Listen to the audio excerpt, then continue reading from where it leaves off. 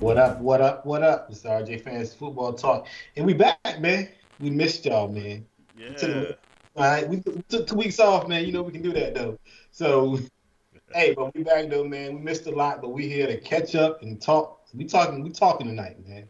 We got Jay and we got Tron. Friend of the show. You know what it is. What's going Yes, on, fella? sir. The people's champ. You can see by the belt. So good. Good to I be think she back. start bringing it up here, man. He ain't got to Hey keep man, going. every time I come, I let everybody know who the champ is around here, man. Just in case people forget. You know what I mean? Just in case That, people forget. that's how people know they can listen. Like they see the belt, like, oh, this man know what he talking about. So I ain't Yes, mad sir. at you. How's everybody in fantasy? Well, I guess 2 weeks been going.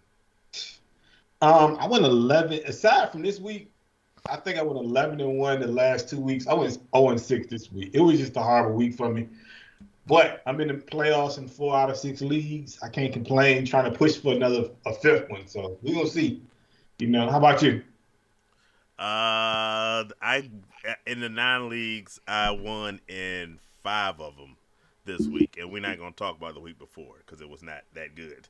But I'm keeping my head over water. We only got a couple of weeks left, so it's making that we talk pushing for those playoffs. So I'm in first in 2 of my leagues, or at least tied for first, and then I have another second and another one where I am like in the top three. I forget exactly what, but that one's split in divisions. I'm winning my division, and then there's some people in the other divisions that are a little higher. But I'm definitely in the playoffs for four.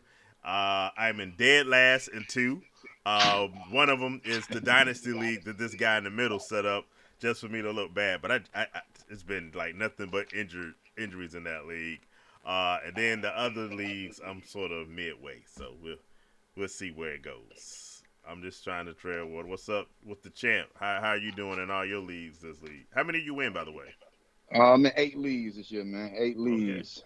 I got two of them. I'm kind of just donating $25 to and everything. But the other six, you know what I'm saying? I dig it. It's pretty strong. One of them, this little sleeper league, I got my little belt. You know what I mean? I'm the champ, so I'm trying to hold on to my undefeated season in that one. But besides that, man, just trying to stay afloat, keep moving, and stay above the curve. That's what's up. Welcome. I see Olena Lewis out there in the audience, and I know that she has a tough matchup. We often mention the women's fantasy football league of there, and I know she got I think a matchup with a sibling in that one. So shout out to y'all out there, and our producer Cam is out for the moment, so you won't see our producer again. We still gotta work out some. Hopefully, we can get it done before the season's over, but we'll see. But what are you over there? 1-1 this week, or did you lose both? Ugh. I know things weren't great. Let's just. I think wait. I know I won in the defensive league, Oh yeah. lost in the women's league, lost in the church league. I have no idea what I did in sleeper. I don't Oh even care about that yeah. league That's anymore. I think except for the champ in the middle, I don't think any of us are relevant in that dynasty league. So we I'm I, taking for skills position. yeah, I started off because I started off the season with all my IR spots filled in that league, and I said I was going to tank for Caleb Williams, and I guess I spoke it into existence because I think I've only won one game in that league the Yeah. whole year, so I am apparently tanking. I don't know for Caleb though. We'll talk I was about to ask dynasty you that. strategy. I Do don't you know if really want I don't Caleb know this if it's year? going to say again. Do you really want Caleb I to don't win? know. I'm gonna say you don't. I don't know. Hey, or your boy Jaden right now. He put up some nice little Heisman numbers Yeah, he right now did. with Yeah, he LSU. did. So I got options. Let's put it that way. I got options between who's my quarterback's gonna be, or I might try to sell that pick to somebody else because I won one game. So I obviously have a lot of holes to fill on that one. So that'll be the talk of the off season R&J fantasy football talk. Help me put my roster back together because I need to build up a dynasty roster like I champ with the belt on, so I can get that thing where it belongs with me. So Sure, for sure. yeah. Hey, okay. Yeah. So, I see 7-5 That's my mom's record in the women's fantasy football league. Last year didn't make the playoffs at all. So hey, you watch R&J fantasy football talk every week. You can get yourself into the playoffs. So we. Hey, I'm not in the playoffs in the women's league, and I'll run y'all show. All right, I said can. I didn't say will. Can get yourself in. It's a possibility. You go. Hey, I'm not in the playoffs in some of mine either. So, and I do the show. So it's good. All right, that works. I feel better now. Hey, I'm not in the playoffs in the Dynasty League. I mean, I'm just saying. Yeah, it happens sometimes, but it's okay. You got to keep trying to win. But keep trying, man. That's what it is. Get your money back somehow. So we got a little bit of news, man. You want to talk some news? Let's go straight to the NFL's news. Somehow, I don't know, is Aaron Rodgers on steroids or something? I'm not putting that claim out there now, but the guy came back in 2 months from injury. It's three. But no. Is it 3? Yeah, it's 3. Seems like 2. I'm just saying. Well, it'll be 3 by the time he comes back because he's practicing now. So it'll be he got hurt in September, and so it'll be December before we see him. So yeah, that's 3 months. But I mean, like, let's be real. Did he really? Like, that injury is not a career ending, but is a season-long injury. I think that come back from. I'm loving the smoke effect we're seeing over here. By the way, my fault. Little city smoke in the air. My fault. I know what it's about, and I ain't even bad at it. But usually the on the low end or the mid end would be 6 months typically. I mean, I think a few years ago. Who was it? The running back came back 4 months after tearing his Achilles. So Aaron Rodgers is on some somewhat unprecedented territory, and the rumors are: did he really truly tear his Achilles, or was it a partial tear or whatever? But either way, he's coming back quick. But I don't know why. I think we've said it on the show before. Why would you come back with that team at this time of the year? I think because they done cut that check for him, man. They done paid him that money. He feel a little bad. This little OC Hackett over there, I ain't too sure. He about to be stressed out, so he probably begging A-Rod like, man, please come back, please. I mean, to a point where you got Todd Boyer starting now. I mean, you done took Zach Wilson, heart, headache, everything out, and just put him on to the third string to the practice squad. So I think the fans of New York and Mr. Hackett is begging A-Rod to come back to the team. Do you think it will matter, or is Hackett just fired once the season's over? I don't think they fire Hackett. You don't think so? They give him one more year because that's what Aaron going to do. Aaron coming back for one more year at least. Yeah. Same thing with Saleh. Saleh going to keep his job. Yeah. Because they've been playing well enough for him to keep his job. But, I mean, other than that, Hackett should keep it just because Aaron want him. That's like asking is Cobb going to be on the team next year. Cobb going to be there because Aaron want him. Anything Aaron want, they going to keep. So it don't matter. They kind of have to, right, at this point. And I will say this. I'm not really for firing guys unless – hey, by the way, celebrating Matt Canada being fired, I think – I got to give you that. That I get the job done. That's all I got to say. So everybody I want fired will be fired at some point. But you knew going into the season that the whole hopes of the playoffs or whatever the Jets were going to be were dependent upon Aaron Rodgers. So when he went out in that first game, I kind of think you have to give everybody a pass. Hackett, Salah, everybody. Because, like, we knew Zach Wilson was garbage. And when they went to Boyle instead afterwards, it was like, yeah, I think that's kind of why they held on to Wilson so long, was because they knew his backup was even worse. So, I mean, you can't fire guys when you knew what you would get. Without Aaron Rodgers, that offense was going to stink. So. Well, we know Wilson will get anyway, but yeah. I mean, if he comes back, I don't think they make a playoff run, to be honest with you. I think he just like Tron said, they cut the check. I think it's kind of some bit of ego with Aaron Rodgers as well, where he just wants to say, look, I came back so fast, I'm defying medical science or whatever. So herbal forest, rain, lotion, mosquito bites and everything. He come back real quick. Hey, but at the same time, we got a lot of fantasy owners out here who's picking up Aaron Rodgers. So they got to have some kind of hope in them for this long stretch. Hey man, look, I picked them up, man. I ain't saying no names, but you know what I mean. Hey, you called me out. I did what I did. You know what I mean? It's cool. I picked them up about 3 leagues because I did it because you see a lot of people like this time of the year. You gotta kind of play keep away from certain players and certain teams. So I did it, especially in one league. I put them on the IR just to put them up there so nobody else can get them. So I'm in first. I'm sitting in first. I don't want nobody else to grab them if you do come back and play. And that way, you know, I got somebody just sitting there on the clear. And that way, if I do need them, I got Patrick Mahomes. It's a 1 quarterback league, so I don't need them. I'm just sitting them on the bench just in case. Just in case, you know. That's your strategy. That's your strategy. The blueprint, the Heisman strategy. You know what I'm saying? Keep everybody else away. Just Heisman everybody. Yeah, you gotta keep them in the glove, tuck away somewhere. You know, that's what I did. I'm gonna tuck them away. That way, I'm doing this in a few leagues. I got a guy ain't got a quarterback in True Warrior, and I got all most of the quarterbacks, not most of, but the guys available. I put them on the bench. You ain't hoarding, are you? Hey, look, I don't know what you want. Whatever you call it, I need that win today. Well, since it came up, let's get on that because there are some debates amongst fantasy owners, you know, on whether it is right or let's call it. Does hoarding go against some unwritten fantasy football rule? What do y'all think? No, because if you know what you're getting into when you get into a league. So if you get into a league that's quarterback based and where you can pick up quarterbacks at any point, it's not hoarding. It's called playing by the rules. You can't deal with it, get out of it. So what? You can be replaced. I promise.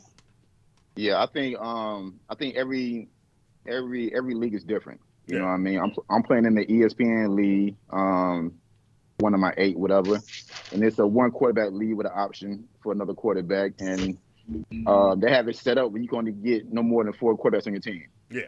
So I mean, like that's the rules they have. That's a 1 year, and you draft every year a different team. Some leagues I play in is keeper leagues. So in these keeper leagues, man, it's a keeper.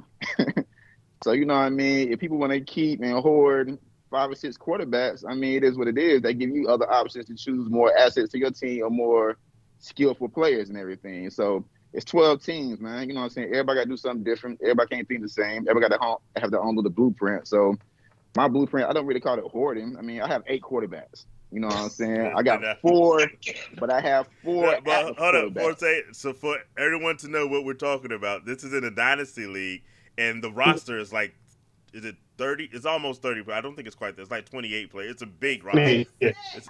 It's what, 26? Yes. Thank you. I should know that. I'm the commissioner. I have no idea. So it's like, yeah, but it's not your typical roster. It's a fairly large roster. But yeah, 8 quarterbacks. Yeah, I mean, 8. I mean, it's a lot. Don't get me wrong. I got 2 on IR, which is Deshaun Watson and Danny Dimes. You know what I mean? I got 4 quarterbacks this week. I got Jimmy G. He's not playing. I got Zach Wilson. He's not playing. I got Josh Allen, who's on the bye, and I have another quarterback on the bye as well. Oh, DeVito. DeVito's on the bye. And then besides that, I'm left with my other 2. I have Jake Browning starting this week and Will Levis. You know what I mean? So, I mean, to each his own. You know, this is week 13. I'm getting hit with the little bye week as well. So even though I'm just trying to do the best I can do with the Will Browning, Will Levis and Jake Browning. I say this, Browning was actually, to me, a little bit impressive last week, especially going against what's most people would agree is a pretty strong defense with the Steelers. So that's some hope. I have Jamar Chase, and he won't put up the numbers I wanted, but he at least looked capable. He looked more capable than anything we've seen with the Jets. So, you know, Brandon might be able to pull something out for you. Welcome, Hans C, to the show. It has been a while. Good to have you here with us. Yeah, we were talking earlier. We kind of had some things go. I left the country for a bit. I had to do some work related stuff. So I was in Italy. I should tell a little bit about that. It was a cool trip. It was my first time going to Italy, right? And so I had great ideas that I would see, you know, the Colosseum and Vatican City and the Leaning Tower of Pisa. I was like, okay, I'm gonna have some fun. Unfortunately, it was a work trip, and they had us working like from 7:50 in the morning to like 7 o'clock in the evening. I did manage to get to Rome because we were in this city called Frascati, right? So it's like 30 minutes outside of Rome. So I did get to Rome one evening for about 2 hours maybe. Saw the Colosseum and then had just enough time to catch the last train back to Frascati. So I didn't quite get the trip I imagined, but it was still a nice little getaway. So that's 1 week that we weren't with you guys. So I appreciate you, Hans, and I see Angelo and Nito chiming in now as well. So it's good to be back doing our thing. And hey, since we're getting so close to these playoffs, let us know if you guys have any questions, of course, in your lineups, or you just want to brag that you are like this guy in the middle with your championship belt already. Let us know in the comment sections. Yeah, I got another little insight too, man. Oh yeah, we'll we'll speak up real quick. For those that just joined in, we were talking about hoarding and whether that's even a thing or an issue. So there's been some talk on whether there should be roster limits. And what Tron was saying earlier, that there's some leagues that have leagues where you can only have so many people at certain positions, like maybe 4 quarterbacks or running backs. And others that you go do whatever you do. So back to you on that one. What you got?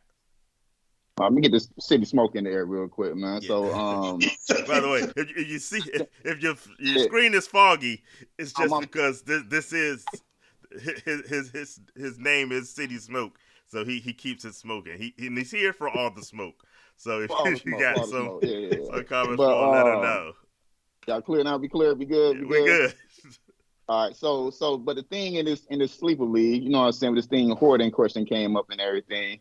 The reason why I like my sleeper league with the commission, we have a $200 limit on all the moves you can make and add and everything for the whole season. So, I mean, it's rules to this. You know what I mean? It's $200, and you got to pick up and drop players. And so this one, I'm gonna try to shop around, but this one team person made a comment, but they went and picked up Drew Brees, and then they end up dropping Drew Brees, and somebody else took it as it was a statement that people was hoarding and everything, but I saw it more as a cry for help.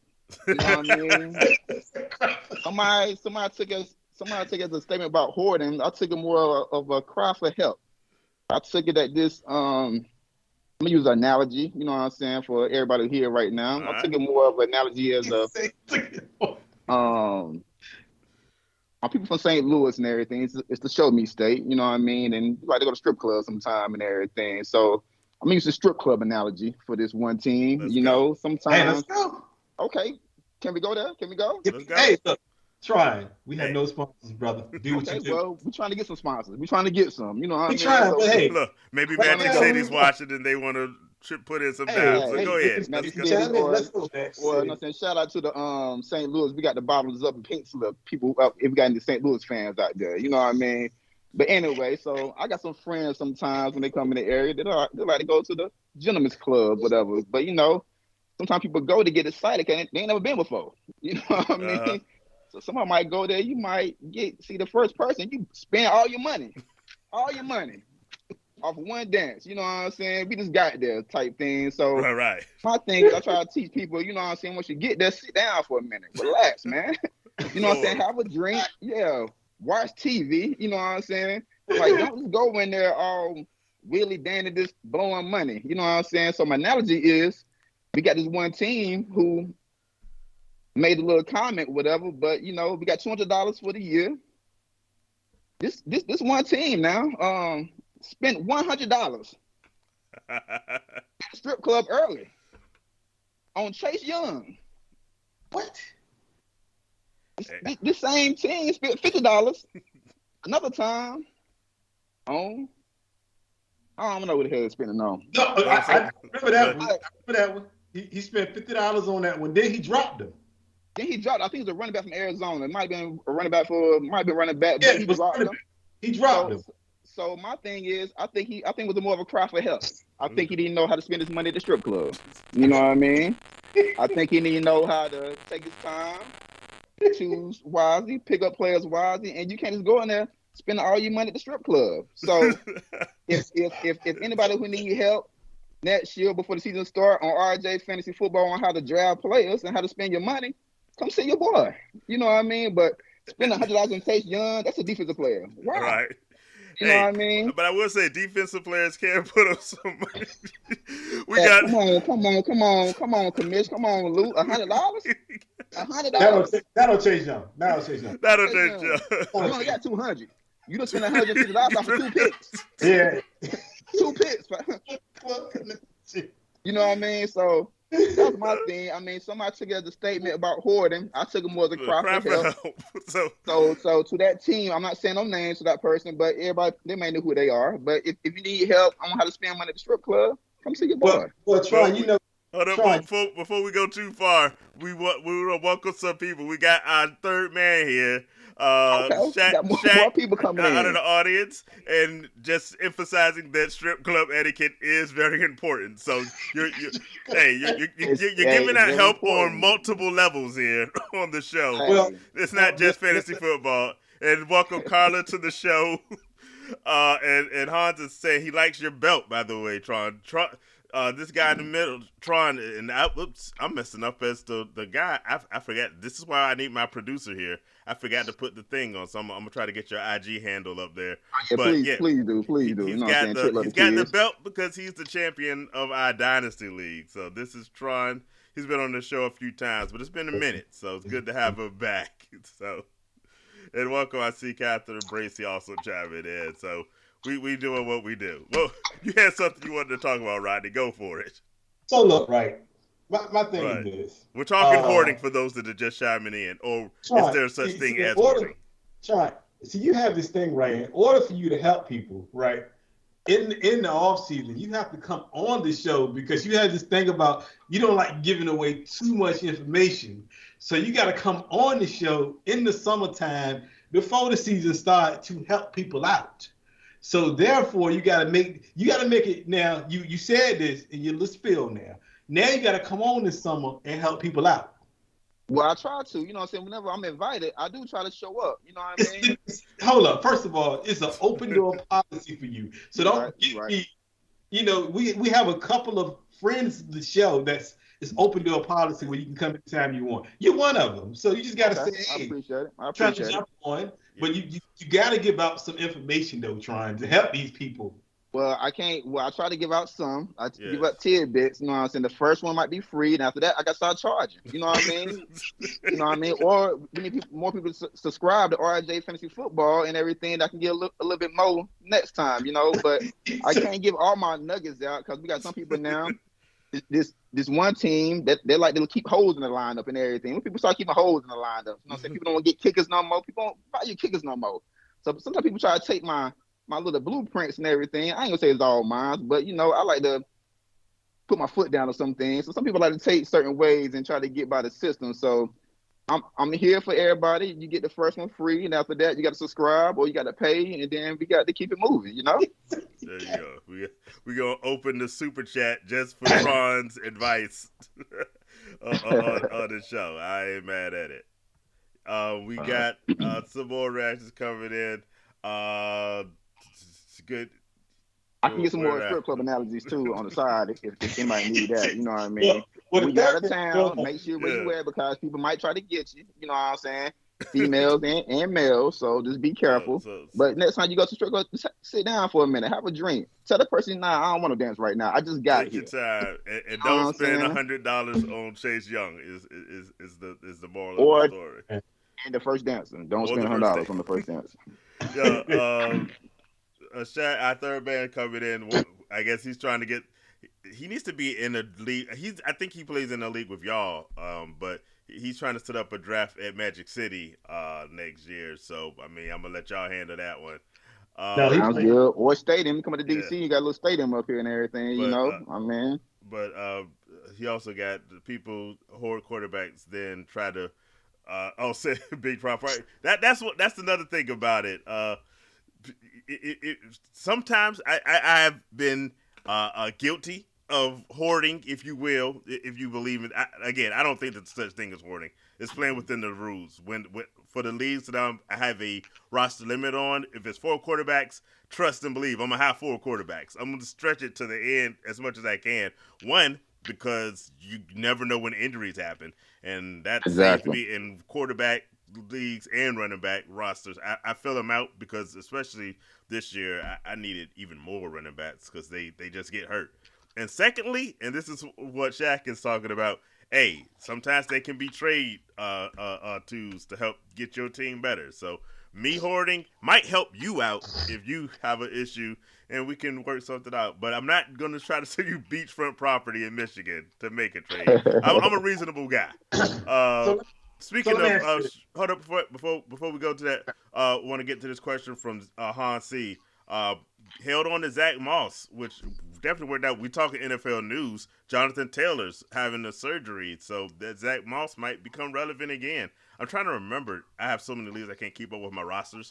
I might still have Zach Moss in one of them. I don't know. But who would you guys start, Zach Moss or Joe Mixon in a flex spot for this weekend? I'm going Zach Moss. I'm going Joe Mixon, but go ahead. Hot Rod. I think Zach Moss steps right back in to what he was doing earlier, and I think he balls out. I'm going Zach Moss because they're gonna give him the carries and he'll 3-down back. So, Tron, you said you were gonna go Joe Mixon. I'm going Joe Mixon. Let us know why. I mean, Joe been running hard, been running strong lately. I mean, Browning is trying to get by, doing a little better here and there, but Joe Mixon is a different kind of beast, and the Bengals is trying to be relative for these playoffs and trying to stay in the hunt. So I like Joe. He's also on my team and all. So, you know what I mean? We got to keep Joe, keep Mixon, keep hope alive. Well, Zach is on my team, so I'm trying to keep hope alive. It's a close one. I'm going to go with Zach only because I really like the way the Colts are looking with Gardner Minshew. He might be in the runners for maybe comeback player. Aaron Rodgers, of course, would be the comeback player if he comes back and plays. He comes back, It's like he came back in the same year. But when Anthony Richardson went down, that offense has been looking really good, and I think there's a chance that the Colts can run up something on the Titans. You might get an extra load of Zach Moss out there, whereas Joe Mixon's a good play too, because like you said, without Joe Barrow, I think they're going to be they got to rely more on the running game with it. Plus, they got a Jaguars and Monday Night Football. You know what I'm saying? That Monday night game I don't do too much on Thursday night footballs, but Monday nights. Yeah, Mondays I'm all in. Going to play. Yeah. All right. I'm sorry, Rodney. You said so. Hey, you had a point you were going to try to make before that question. I got a question. What you got? As all of us are commissioners up here of a league or two, maybe. Mm-hmm. Do you see? Speaking of hoarding or limiting, do you think that's an issue in your league as far as, because I know like in Tron League, you got certain moves. You only can do a limited amount of moves. In a barbershop, I don't care. You can pretty much do whatever in there, but kind of you got to stay within the rules. As long as you stay within the rules, it's fine. And I know like with the church league and the dynasty league, it's kind of open wide a little bit over there, but like, do you see that as a problem in y'all league as far as, because we all commissioners? Yeah. Do you get a lot of that complaining? Because, the barbershop been around 15, 20 years. Tron League been around at least 10. So, what do you think about that?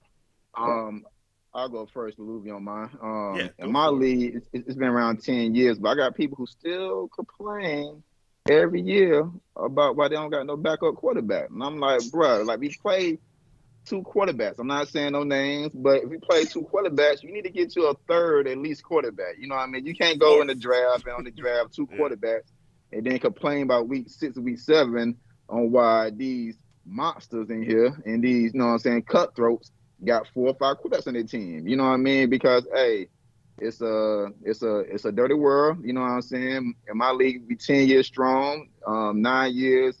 The same amount of teams, so the same players and everything, but people should know you need at least 3 or 4 quarterbacks, at the draft. If you got 2, you come in the league short, you're going to be stuck trying to see whether you can get this trade or not, whether they're going to take advantage of you or not, whether it's raping season or not, you know what I mean? So you got to figure out what you want to do, but at the same time, this year has been a lot of teams who have won with one quarterback, which is not Ideal. often, you know what I'm saying? But some teams have one because people don't want to trade it. They don't want to get raped. They don't feel like get taken advantage of and everything. So they keep their one quarterback. And some teams have one, but at the same time, I think everybody should know you need at least 3 quarterbacks in a 2 quarterback league or 2 in a 1 quarterback league. You got to have your backup just in case.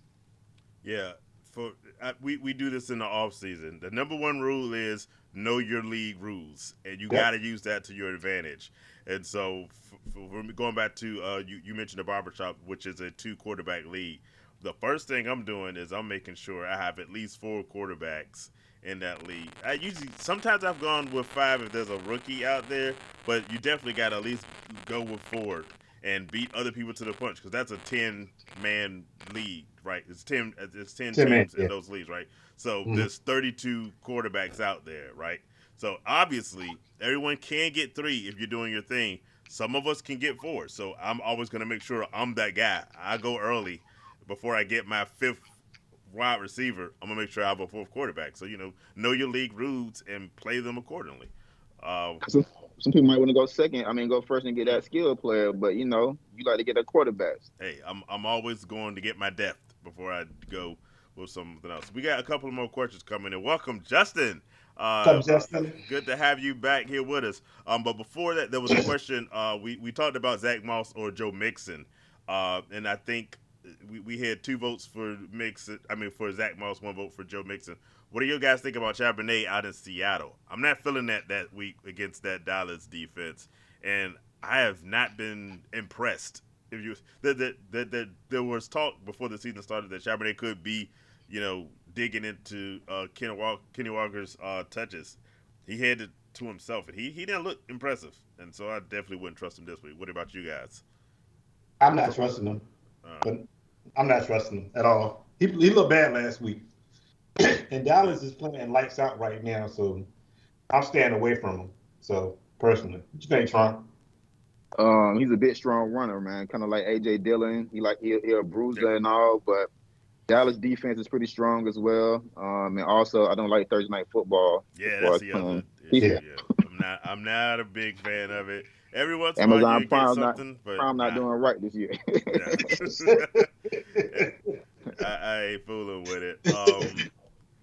We got Hans coming in. Biggest mistake this year was missing on Karen Williams, who's been he's been a fantasy gold find that could win you a league. But another guy he mentions it is C.J. Stroud. Now somebody on this group, I keep bragging on him all year, did miss on C.J. Stroud in a dynasty league. Thank you. And our producer is thanking you because your mistake ended up being her benefit because for those that watched us in the offseason, we always do our predictions and our rankings of rookies. And I'm pretty sure we had a consensus that C.J. Stroud was the best quarterback out of that group. And somehow, Hans, you got somebody that was with you and missed out on the player that they said was going to be really good. But, I'm not going to let you live that one down.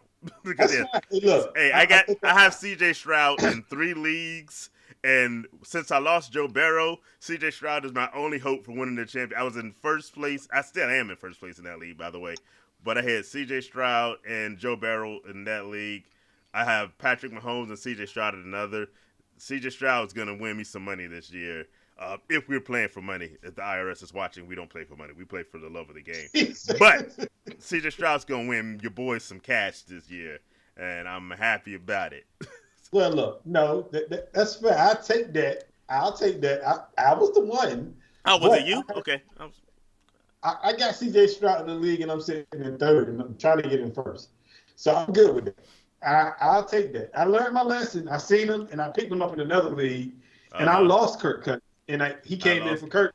Yeah, exactly. He started over. Hey, so C.J. Stroud was supposed to be my 3rd quarterback in all the leagues that I picked him up. He's been my 1st, and I am so thankful for that one. Justin got a question. You know what it is. Is he going to win? He's got Hurt. I think that's Hurts. Bijan, Chuba, CeeDee Lamb, Debo Samuel, Cade Otton, who's been doing some work. we got Cortland Sutton and the Dolphins defense going against Derek Carr, my man, David Montgomery, Brees Hall, Tank Dell, who's another fantasy find that's been helpful for people winning leagues. Yeah, little sleeper. We got McBride, Douglas, the Rams defense, and hey, congratulations, Justin's currently 8-4, so that's not a bad record. What do y'all who do y'all got winning that matchup? He also mentioned that he had Jacobs and Barkley on bye, so waiting for those. That's a nice roster. Let's see why you're 8-4. Who you got as the winner? Between who? Good. Go first, Ron. Who was between again? It's Hurts, Bijan Robinson, Chuba, Hubbard in Carolina, CeeDee Lamb, Debo. We got to talk some more about that game. Debo Samuel and the 49ers versus Eagles. We got Cade Otton, Cortland Sutton, defense, all going against Derek Carr, David Montgomery, Brees Hall, Tank Dell, Trey McBride, Douglas, and the Rams defense. First team. I agree. Yeah, I think he pulled it out. Yeah. For hopefully Herbert do a little better this week. What they got? They got the Patriots. So hopefully they do a little better. Yeah.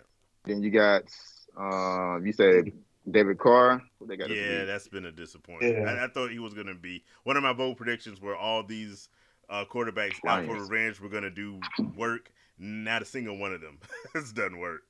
Well, you know the problem with David with Carr. He can't find the end zone. Never has been able to. He can't find the end zone, but I think they take him out. Like when you pull him like that, you pull him out of rhythm.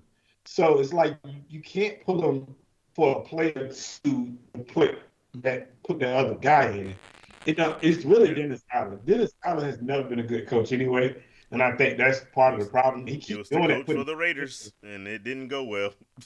Yeah, so I don't. I mean, I think he wins. I think the fact that CeeDee Lamb is playing lights out right now, and then that big game for Debo, obviously he show up when the big games come around. So, and surprisingly, Bijan is really starting to come back around. Back on. Yep. Yeah. So, maybe I think the owner came down to talk to the coach or something. Because he's starting to get him the ball now, so I think he wins this. So he got a good team though. That's a real. That's a solid squad right there. Yeah. We got people chiming in on CJ Stroud. Everybody's getting love from CJ Stroud except for you, Mr. Riddick. So hold up, I just said I got him. I got him early. But you should have him. You drafted Bryce Young instead? Yeah, he did. Yeah. You put a Frank Wright? I put Frank Wright. I did. I ain't gonna lie. I put Frank Wright. Yeah, I got a lot of homeboys who I'm originally from Carolina, man. So I got a lot of homeboys who diehard Carolina fans, and I got one, man.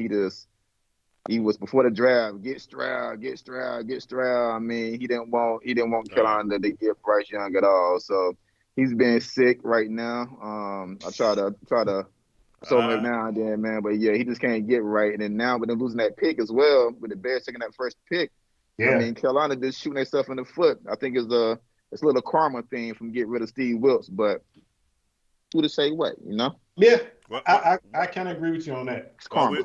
While we're on that and talking NFL news, amongst many other things, what do y'all think about that firing with Frank Wright this week? I think justified? I don't know if it's justified. I mean, it's just. But I mean, he didn't come out the gates like that. I'm gonna tell you, who really need to be fired. I mean, Frank Wright should have been fired, yes. But Chargers coach need to be fired ASAP. He should have been fired 2 weeks ago. Yeah. Staley should have been fired a long time ago because all that talent on that team, and he can't win out a game. He got one of the best quarterbacks in the league, one of the best running backs, and one of the best receivers. And you're telling me right now that you can't win games late? Something is not right there. I mean, honestly, I think it's crazy. And I got one for Tron, though, because the resident Washington fan in the room, I'm hearing a little rumblings that Ron Rivera is about to get fired at the end of the year. Is this a job for the offensive coordinator? The enemy. The enemy? Oh, yeah, for sure. Much respect to Riverboat Ron. He stopped gambling, so now he just Ron. I mean, we had a couple of chances. I'm like, man, go for 2. Like, come on, let's go, Ron. Like, let's Riverboat. You know what I mean? He ain't trying to Riverboat. So I think out of respect for Ron, everything he's been through on the field, off the field, I think we're gonna take care of him until the end of the year. After that, we're gonna send him his flowers. Hopefully, we can send him back to Carolina. You know what I mean? But if not, I think we should be good with Eric B stepping up to be the head coach, which that he should be. And I think we done fired Jack. You know what I'm saying? So I think we need to go ahead and get a little defensive coordinator in there, and we be all right. I mean, coming next year, I think I might be a season ticket holder. Okay. I mean, honestly, I think Eric Bieniemy being head and much coach. respect to Magic Johnson too. But go ahead. Definitely. And that's why I think Eric Bieniemy gonna be there because of Magic Johnson, because of the influence of Magic Johnson being there. And I think Sam Howell really needs Bieniemy in order for him to stay successful. You don't like Sam Howell? No, I don't. I don't like Sam Howell. Nothing against Sam. I don't like Sam, even though he played at Carolina. I just feel that Jacoby should have been in there, and we will be doing a lot more better right now. I just think that. I think that Ron is gambling with Sam Howell. Now, Sam Howell, he put up some decent numbers. Don't get me wrong, fantasy numbers is off the chart. His fantasy numbers is nice. Yeah, fantasy numbers is nice. But, you know, people who are real fans, I don't, like they say, we don't live by fantasy. I want my team to win. You know what I mean? So I don't draft too many. You should pick a better team if you want to win. I'm just throwing a little shade at you. You're right. Look, I mean, but you know, I was Raiders fan a over here. I ain't even concerned about winning with my team. So. Hey, I was a big Art Month fan, Doug Williams fan. We won championships back in the day. You know what I mean? So I try to rock with my team, and we're gonna keep it moving. That is the one area in my life I actually like the Washington team. So I ain't even mad at that. Yeah, that wide receiver trio was crazy that they had. That trio was nuts. So. Yeah, for sure. Art Month, Gary Clark, the whole boys. Yeah. We going back to some with the audience comments. We talked earlier about Aaron Rodgers being back. Justin says it's Jets playoffs time, so I'm thinking Justin's been out drinking a little bit tonight because that's not happening. But I'm glad that you're happy to have Aaron Rodgers go out and get hurt again. Eagles gonna beat the 49ers. I said we would get back to that game. Justin says it's a Philly game. What you think? What y'all think? Whew. I think it's gonna be tough. I think going into Philly just look. These last 2 weeks, man, Philly showed me something. They've been in playoff mode. They've been in playoff mode. They've been winning close games. I thought that game against Buffalo was over. Yeah. I think they should have lost that game against Buffalo for real. If he would have threw the ball and got would have caught it, that was wide open, they would have lost. But Philly they've been showing me something the last 2 weeks, man. That they really trying to win it all, man. And I don't think even us going in hot like we are right now, I don't think we win, man. I think it's going to be a mistake or two that's going to come the game. I think it's going to be a tough game. It's going to be a close game, obviously. But I think it's going to be that mistake or two that's going to cost us the game, and that's going to allow Jalen Hurts to get that. Because they can't really – the question is, can they stop Jalen Hurts? Because the running game between Swift and Jalen Hurts and the receivers going – I've been telling you. Secondary is suspect. Secondary suspect. We didn't have 2 injuries on our secondary, and A.J. Brown is going to probably destroy us. So it's going to be tough. It's going to be a good game. It's going to be a playoff atmosphere, but I just feel like it's going to be the mistakes that one mistake that's going to cost us. Okay. Who you got winning that one, Tron? Unfortunately, I'm going for the 49ers. You know what I mean? I think the 49ers will come to play. I think the Eagles kind of been getting bodied the last couple of weeks. Like you said, the Bills had them the first half. I mean, that was done. I mean, and somehow I don't know if it kept raining or something. It was wet outside, and the Eagles started eagle fly type thing. But I think the 49ers are going to come out to play. I think Debo and Trent will come out with that boom box and everything. I think they're going to set the tone early. I think the defense hasn't been doing too much, but with the addition of Chase Young, Mr. $100 pickup, spending money type thing, I think with that addition, they're gonna put a lot of pressure on Jalen Hurts. I think the more pressure you put on think he might fold. I don't think Jalen Hurts is 100% healthy. I think he's about 85, 90, or 95 maybe. I mean, I think that knee's still bothering him. But Yeah. I think with that pressure the 49ers are going to do, going to put a lot of pressure on them. I think Ward going to be all right in the secondary. I mean, y'all secondary is kind of suspect, but I think Ward going to be all right back there in the backfield. So I'm looking for the 49ers to win the game, and hopefully Brock Purdy and Ayuk can give me some more fantasy points. Ayuk and Debo and Yeah. McCaffrey, my barbershop players. Give me some points and everything, you know what I mean, just to help out. Like I said, Philly's been in playoff mode. Their last 4 games, they've won by an average of like 4.7 points per game. Washington, Dallas, who was they played? They played Buffalo and they played the Chiefs. And the crazy part is they're 4-0 in all of those games. And then they have Dallas again. They have the 49ers, of course, this week. Then they go with Seattle. That's a big stretch of all playoff potential game teams. Not the Washington team, but other than that, all playoff teams they're going against, there has to be a loss in there somewhere. And I think this is the only week. Hey, like the dog. I think this is the only week in that stretch that they could potentially lose. So I think this is actually a win for. I was actually surprised to see that Vegas has the 49ers as favorites for this one, which to me makes no sense. I think Philly should be favored, but I'm gonna say this would be the one letdown game that the Eagles have in this big stretch. But I think it's actually probably a good for them. You get your loss out before the playoffs, because these two teams are definitely going to meet each other in the playoffs at some point. Because they're easily the best two teams in the NFC, and in the playoffs, that's when I'm gonna have Philly winning. But this week, I'm gonna go with the 49ers, just because. We destined to see them in the playoffs. I just think it's gonna be a tough week, man. I mean, it's gonna be a great game. I'm mad the NFL didn't flex this one. We gotta have this one at 425. When come on. I mean, you got Chiefs and Packers on Sunday night. We got the Chiefs and the Packers Sunday night, which shouldn't really be much of it. Jordan Love's been playing well lately, but I don't think that's gonna be much of a challenge for the Chiefs. And then you got the Bengals Jacksonville. They should have definitely. You probably should have flexed that game. Yeah. But we got more questions coming in. Carlo.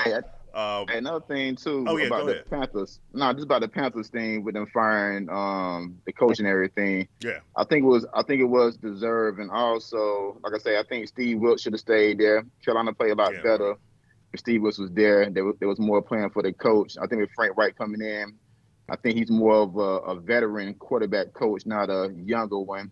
So I think with him, I think he had a little hands in the pot with drafting Bryce Young. The news is that he actually didn't want Bryce Young, though. The reports are saying that he wanted C.J. Stroud, and the owner forced him to get Bryce Young. That's what. Where the owner might need to shoot himself in the foot. You know what I mean? Because that was a bad pickup. I mean, their whole season going down because of that. You done fired Frank. You done fired Deuce. Deuce said he the running back. Like, why he getting fired for? You know what I'm saying? You fired Josh McCown. He going by the coach's son in high school. Yeah, right. You know what I mean? So the owner's it's a lot of first timers. Exactly. And like I said, Frank Wright, I'm not mad at him getting fired, but it's like the owner didn't watch the Colts last year. I don't even know how he got that job. When Eric Bieniemy couldn't get a job, hey, that could have been his pick right there. But let me get to this question from Carlo. Question about Trey McBride. Is he gonna? He's dealing with a groin injury, if I remember. He's been balling in the absence of Zach Ertz. I don't know his update, but I don't think he's expected to miss. I don't know if you guys heard anything else. But I say this: Trey McBride is a baller. I actually had him in our dynasty league, but I had to drop him. I was carrying too many tight ends, and I chose the wrong guy. I was because actually we had a choice. We had a conversation, Sydney and I, about Kate, because she needed to pick up a tight end. Kate Otten and Trey McBride were the two I was telling her about. I had both of them last year. I let him go to pick up the tight end in Denver, Greg Dulcich, because he was balling last year. Ain't played but like one game all this year, and he just lives on. So I made bad choices. I spent all my strip club money on the wrong guys. So it's all good. But I do got Trey McBride on my team, barbershop. I got caught up with. I had 3 tight ends. I had Trey McBride, I had Cal Pitts, and Taysom Hill. Yeah. For some reason, I dropped Taysom Hill, and I was kind of mad because he balled out that week. But lately, for the last 2 weeks, McBride been putting up decent numbers. Been putting up numbers. I say if McBride is healthy, play him. Definitely play him. I say hold on to him at least to Sunday morning just to figure out if he's gonna play or not. I'm assuming this is if Trey McBride doesn't play, who would y'all pick between Jonnu Smith and I'm not even gonna pretend to say his name out in Tennessee? Chico. Yeah, Chico. You gonna go with Chico over Jonnu Smith? I'm going Chico. I'm going Chico. Yeah, definitely going Chico. I'm gonna go Chico because that quarterback is horrible. I mean, the quarterback situation, but I'm not. I don't want any parts of Atlanta except for Bijan, and even that some weeks. But every once in a while they'll surprise you, and they'll have a lot of offense with Atlanta. But I think Chico's the most. Here's the serious thing, and I was having this conversation with someone else earlier this week. I don't even remember who it was. You know what? It was on social media. Someone asked the question. The state of tight ends is just so bad right now. Most of the time, it doesn't even matter because it's so unpredictable. If you don't have a top guy like a Kelsey or T.J. Hawkinson, those guys, and then there's a huge fall off. But I'd go with Chico, definitely. Good question. Let's see, where are we at this point?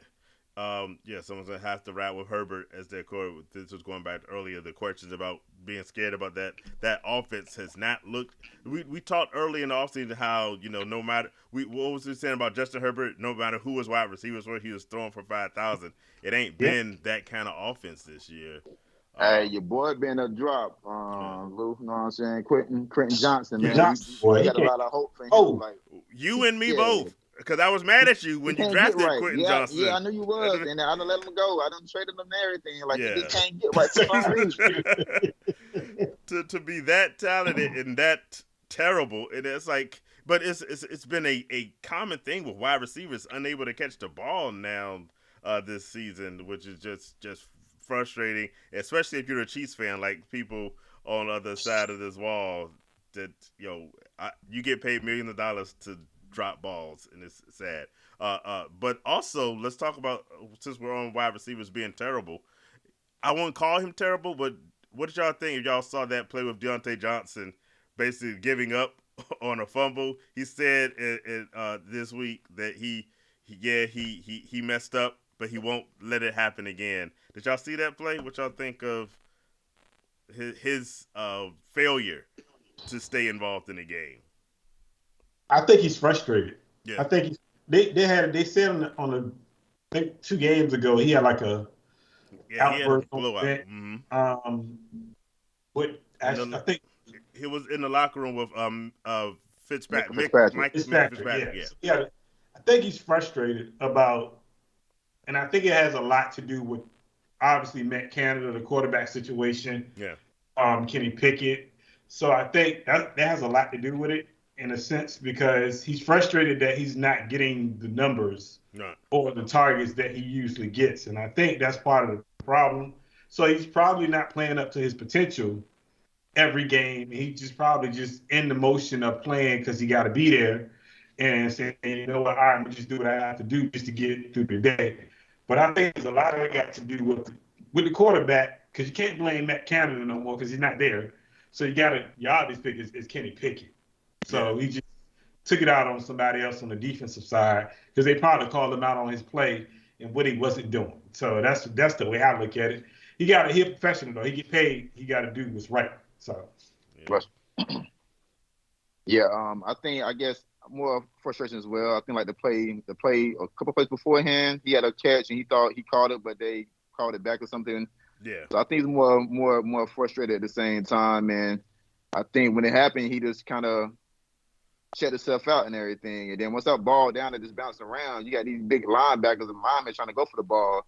You got to make a business decision. You know what I'm saying? Do I want to dive down there and hurt myself for this ball, or am I going to say, hey, bro, that's a fumble on you? You know what I mean? So sometimes you got to make business decisions when you play in the league and try to take care of yourself and your body. I, I thought he was gonna say that. You got to make a business decision on that. I knew that was. Look, they don't pay me to dive in piles. No, Yeah, you can't really do that. Yeah, no sir. I go catch footballs. You know what I'm saying? So yeah, I'm not about to dive on no power with them big linemen and linebackers down there thirsty and hungry. So Look, that's business between decision. y'all. Yeah, like, I didn't fumble, so it's good. Exactly. Yeah, Angelo's chiming in. Our Pittsburgh resident expert. Zero excuses for lack of effort. And that was. But on the positive, Sound like a Pittsburgh. On the positive side, though, fire Matt Canada. First time the offense has over 400 yards, and going back to that drop or whatever you want to call it, that probably could have been overturned if they challenged it. They put up not as many points as you would hope, having 400 yards, but they could have had like 23 points. So I think things are at least turning in a positive direction.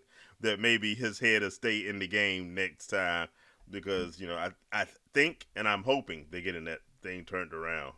And plus, Mike T, I think he like a non-tolerance type of dude. So if it happened again, they got to sure go he put pulled him aside and had a conversation. Oh yeah, man to man. Yeah.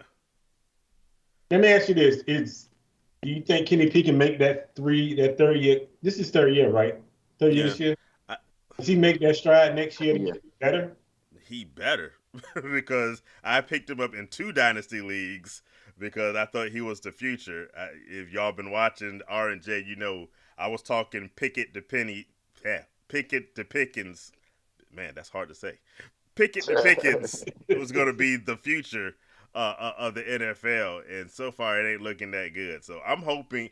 Hey, Kenny Pickett is the king of preseason. He looks beautiful in the preseason.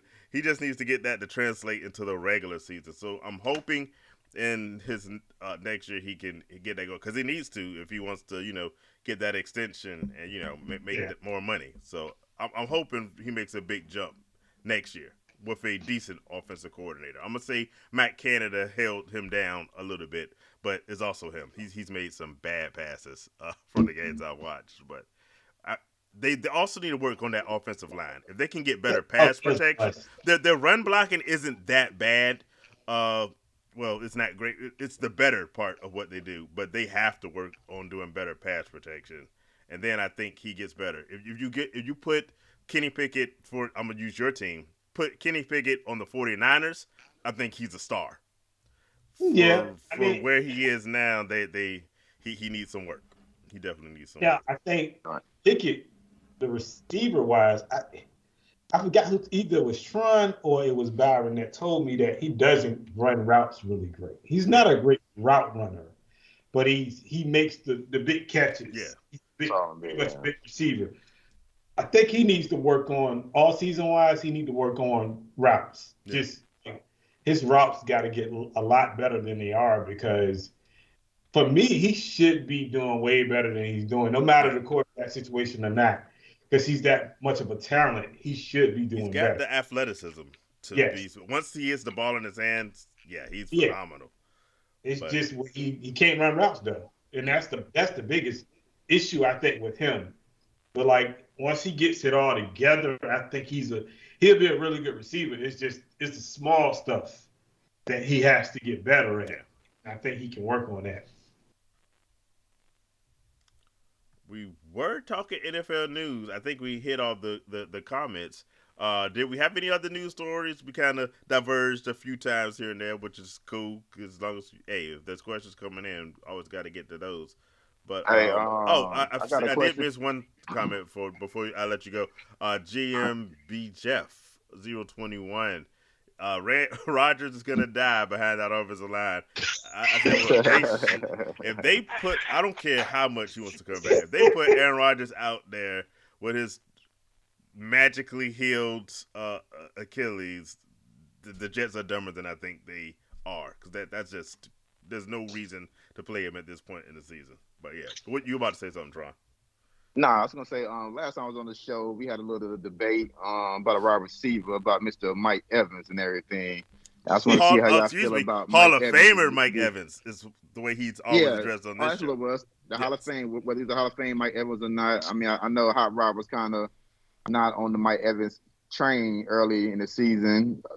Who's the guy who's on the show with us? That's The the third third man. man, Shaq. The third man. Yeah. Yeah. So you know what I mean. So I know he was talking about Mike Evans being in the Hall of Fame. How you feel about his production so far this year? I think he, with the situation as far as Baker Mayfield, I think Baker Mayfield has actually played pretty well this year. Right. Considering According, he's Baker Mayfield, yeah. yeah, consider he's Baker Mayfield, but I think he's played pretty well. I think Mike Evans has played well. Um, Mike Evans, can you say Mike Evans is a receiver that it doesn't matter who the quarterback is? He's successful? Because if that's the case, then yeah, he could be. I think he's Hall of Fame. He's had 10 straight years of 1,000 yards. He's certainly a Hall of Famer, and even with this, I think it's probably been a somewhat down year for that offense. But it's Baker Mayfield, but he's still on pace to get 1,000 yards this year. So I'm all in on Mike Evans. In fact, if you remember, I ended up drafting Mike Evans in like half of my teams because so many people weren't feeling him. He fell lower than I think I've ever seen him, but he's a like top 12 guy right now. So he's a wide receiver one. I say this: put him in Houston with C.J. Stroud next year because he's a free agent He's a free agent this year. Ooh, Put like trouble. Put him in Houston with C.J. Stroud, and I think he's back to, doing what he do. I don't think he misses a step anywhere he goes. He's gonna go somewhere. He's gonna go somewhere. He's not gonna be successful there anymore, right? Yeah. I'm still mad at Kansas City for not picking him up because it's like I don't understand looking at that wide receiver room how they thought they could not go after Mike Evans. Hart said that Aaron Rodgers looking a lot older than he is, and he's frail. Yes. I'm with you. It ain't pretty. Well, I see this. Go for it, Jets. do what y'all think is right. It would. I mean, I feel like this. They like Tron said, they just stroked him a $50 million check, and they're telling him probably behind the scenes, look, we need you to come back to give us something. Because we guaranteed the fans that you was gonna be here and that you was gonna do this and do that, and we already gave you $50 million, so you gotta give us something. Whatever you did, you gotta give us something. And he's saying, look, all right, I'm gonna come back from this injury early and I'm gonna do what I can. Even though I think he's crazy, I don't know. I really don't think he was hurt. Do you really think he was hurt that bad, or they made it more than what it was? Hey man, he getting a little older now. The bones, you wake up in the morning, the bones start aching a little bit more than normal. So you up in age and you can't move like you want to move. Your mind saying one thing, but your body saying something else. And that body was like, nah, bro, we ain't gonna be able to do it. 4 plays in the game, we shutting this thing down. Yeah, I'm waiting to see. Me too. I'll wait to see how this thing works out. But let me hit this question here, and I'm gonna say right now before we even read the question, 100% yes on my end. Are you guys believers in Keaton Mitchell? Yes. Charles? Hey, shout out to my alumni, ECU Pirates, East Carolina, which we are. You know what I'm saying? Class of 03, David Garrard, and all the other boys. So Keaton Mitchell is a ECU alumni. So, of course, you know what I'm saying? I'm on the Keaton Mitchell train, and we're going to run hard. And we got here with BMO and Lamar and everything. So, you know what I'm saying? Big things popping for Keaton in the future. I am disappointed in myself for not even thinking about that.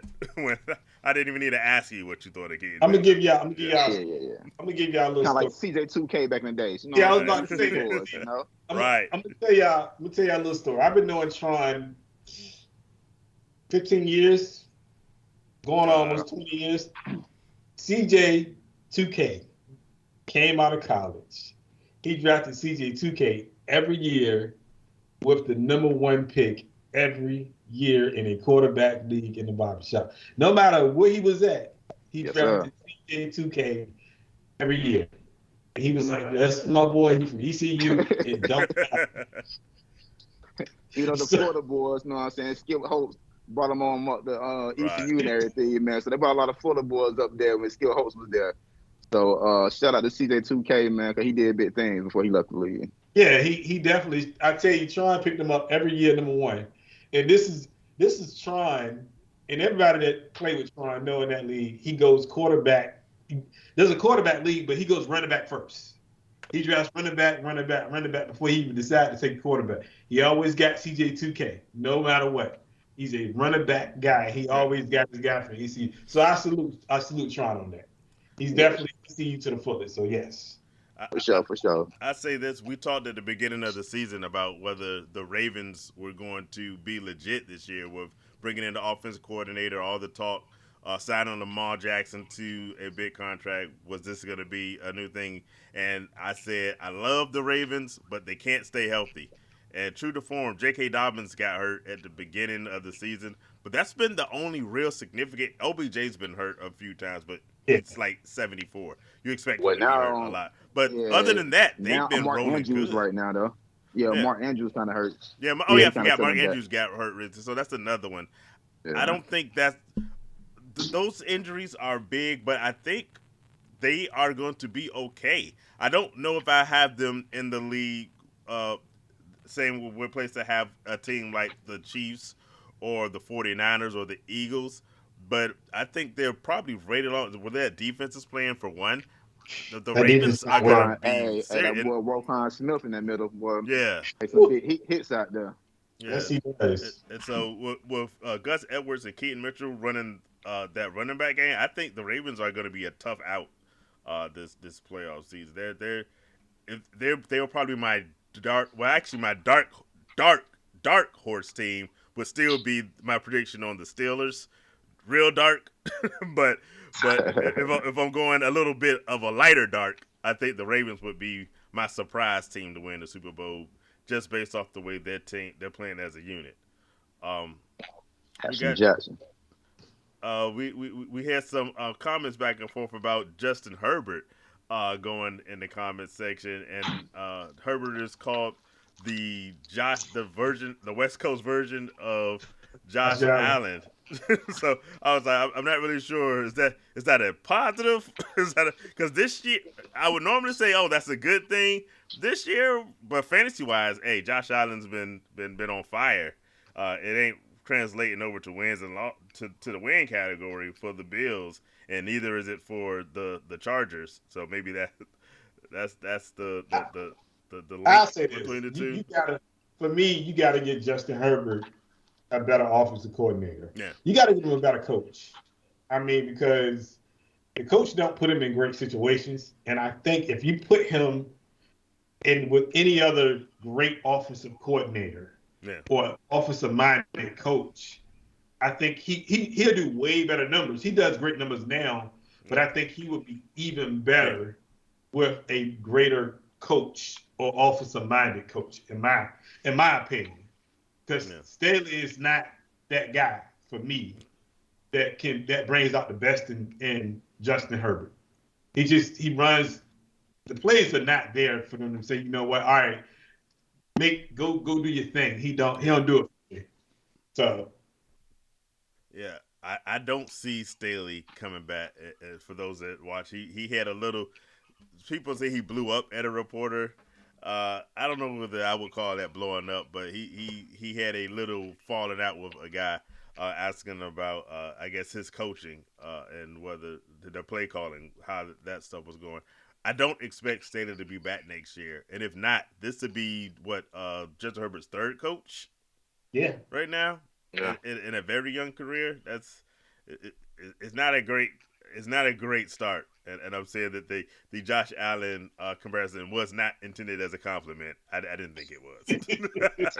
Well, she's not a Josh Allen fan anyway. I know. Who do y'all got on this one? Would you drop Curtis Samuels, who's been having a very good year, and pick up Christian Watson in PPR? No. Question from Will Hayes. He had one good week, and I'm not going to run to pick him up because he had one good week. Jordan Love been playing well, yes. Yeah. But they spread the ball around. There's too many receivers out there just to pinpoint Christian Watson as the guy to replace with Curtis Samuel. I think Curtis Samuel's been playing well, and I wouldn't do it. I mean, the resident Washington fan is here, so he can tell you more about Curtis Samuel than I can. Yeah, what you got? Um. Mm, mm, mm. Yeah, it's kind of a toss up. I mean, I don't like drafting none of my Washington receivers or playing any of them really. I do got B-Rod for the running back, but I got Mm-hmm. Sam Howell as well. But I think it's a tough call. Christian Watson has been playing a lot better these last 2 weeks, and I mean he is the number one receiver for Green Bay. With Washington, I mean Samuel's gonna get little plays here and there, but it's a tough call. It's a coin flip. It's a coin flip. Yeah. I think the potential for Christian Watson is higher, but I would have said the same thing about Jahan Dotson this year, and Yeah. Curtis Samuel has been much better fantasy Right. wise. Uh, the problem for me with Christian Watson is he keeps ending up on the injured list. Yes. So at this point, depending on where you are in your league, like if you're trying to make the playoffs or whether you are definitely solidly in the playoffs, it might be a grab Christian Watson to make a rally at the end. But if my team is already solid, I don't really think he's worth the pickup.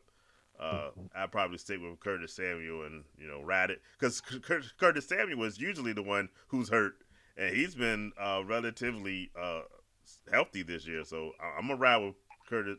I'm gonna ride with Curtis Samuel for the time being, unless I just need a big pickup to try to make a playoff push, and then maybe. Yeah. Yeah. But welcome, we got Tony Technology back in the building. Good to have you with us.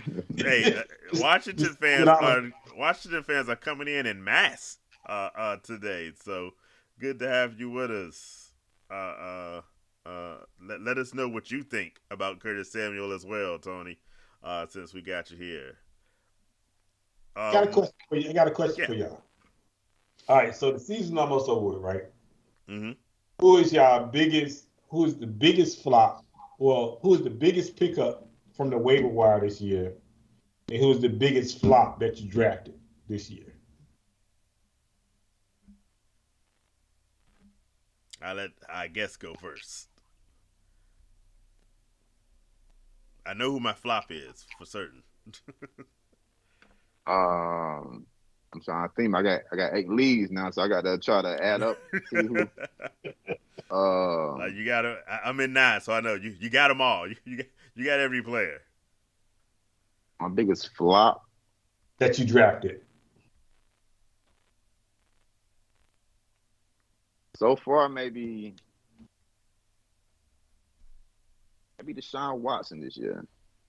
Ooh. You know why that didn't work out, right? This guy over here. He's a nasty man. Well, he a nasty man, but hey, Why you always got to blame me? Hold on. But I was You gonna gotta say blame me. there's a guy on this show in his bold prediction who said that Deshaun Watson was gonna throw for 4,000, 4,500 yards. I can't even. It was something like that. It was something crazy. Ooh, And- thanks, my man. That's what happened there. And we have a simple, history, can't and get right. I said it at the time. My man is a quarterback jinx. Every year he has a bold prediction on a quarterback, and every year that quarterback has like the worst season of their whole career. That's why the Chiefs quarterback is messing up. Yeah, this I is never the said first. anything bad about him. You said you liked Mahomes this year. He was your number one guy, and so And I drafted him, and I'm sitting at 9-3. What's the problem? he could be better. His receivers couldn't catch before you liked them. Thank you. Okay, all right. I take that. So you're a jinx, and so Okay. that's why that draft pick didn't work out for you. So you said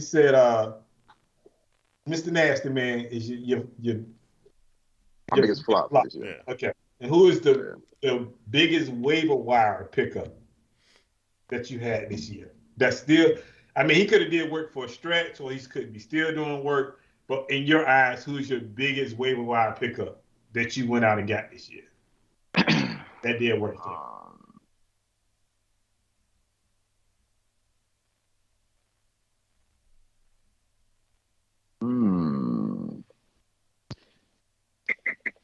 I mean, it might have been David Chain, his little run he had before he got hurt. Before he got hurt, he was balling. Yeah, before he got hurt, he was balling. Nice little pickup. And I think it's about either one for right now. I might think of somebody else later, but that's all I got for right now. Yeah, I'm gonna go with my biggest flop. I was going with I did a whole I joked on Rodney for his bold predictions, but I got to call myself out as well. I went big on the Steelers. I had Kenny Pickett. I had Najee Harris. I went kit and caboodle on every Pittsburgh guy because I thought that was going to be the surprise pickup of the season, and they have vastly let me down. I think it's going to get better towards the end of the year, but they're my flop. But my big success, we talked mid-season about Zach Moss that I picked up. But I'm going to actually go with even bigger than Zach Moss has been C.J. Stroud because he is keeping some of my fantasy football teams alive single-handedly on some of these weeks. And so he was a guy I can't say I thought he was going to be the best of the rookie quarterbacks and not always try to grab a rookie quarterback because you can get them cheap and they can put up surprise numbers. But I am blown away at how good C.J. Stroud has been. He is a league winner, and you didn't spend hardly any draft capital at all picking him up. I'm gonna say my biggest flop was Najee Harris. Yeah. That I drafted because I was high on Najee. Yeah. I'm gonna say two. Both of us were. Yeah. I'm gonna say two. Derrick Henry and Najee Harris, two biggest flops that I drafted this year. I felt like Najee was gonna be really good. He should have been good, and I thought Derrick Henry was gonna be Derrick Henry. Didn't work out that way, but it's cool. So it's to start getting cold, man. He coming. He coming along. He coming. What's the season? Yeah. Okay. Man. I'm gonna say my biggest pickup this year was Shaheed. I think Shaheed was probably the biggest waiver wire pickup for me this year. He went on a stretch about 4 weeks where he's been steady all year, but I think he had a couple games where he went nuts. He did work. So I think Shaheed is one, and I think Jordan Anderson is another one that I think once the Jefferson went down, he came. He stepped up. Yeah.